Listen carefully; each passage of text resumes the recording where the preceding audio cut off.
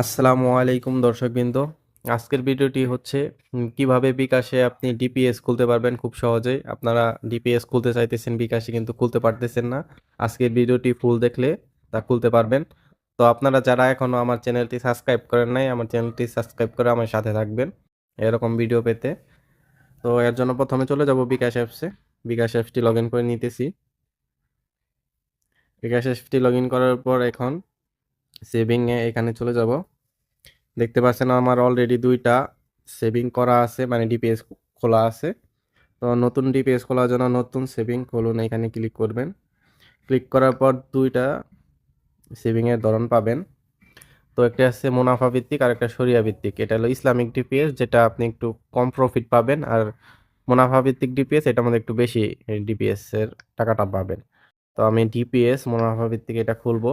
এখন ধরন বেছে নিন, আপনি সাপ্তাহিক খুলবেন নাকি মাসিক খুলবেন। সপ্তাহের জন্য করলে সপ্তাহের মধ্যে চাপ দিবেন, এখান থেকে মেয়াদ 6 মাস বা 1 বছর, 6 মাস দিলেন। এরপরে দেখেন সর্বনিম্ন সপ্তাহের জন্য করলে 250 টাকা থেকে শুরু করতে পারবেন। আবার যদি 1 মাসের জন্য খুলেন, 1 মাস, এরপরে আপনার বছর ধরেন এখানে 5 বছর পর্যন্ত দেওয়া আছে, আপনি 1 বছর দিয়ে খুলবেন। এখানে টাকার পরিমাণ 1000 দিতে পারেন।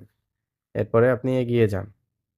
দেখতে পাচ্ছেন, আপনার এখানে দেখতে পাচ্ছেন মুনাফার হার 9.75%।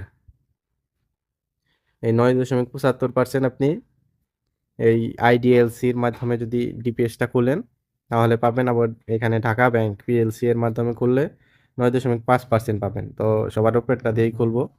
এখানে ক্লিক করে দিলাম। দেওয়ার পরে এখন আপনার নমিনি অ্যাড করতে হবে। আমার অ্যাড করা আছে, আমি তারপরও আরেকটা অ্যাড কিভাবে করতে হয় দেখাচ্ছি।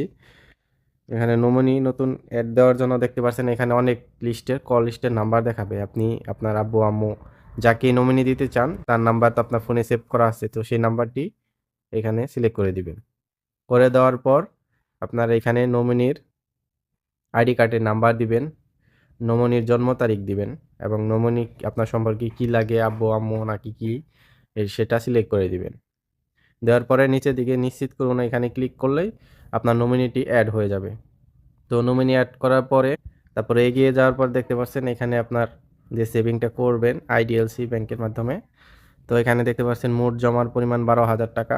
মাসে মাসে জমা করলে আপনি আয় পাবেন, মানে মুনাফার উপরে 645 টাকা। এখানে কবে শেষ হয়ে যাবে ম্যাচিউরডের তারিখ দেওয়া আছে। মানে এরকম করে আপনি এখান থেকে বিস্তারিত সব দেখে নেবেন, এবং এখান থেকে আপনি ডেট টাইম ঠিক করে নিতে পারবেন প্রতি মাসের কত তারিখে আপনি ডিপিএসটা জন্য টাকাটা দিবেন।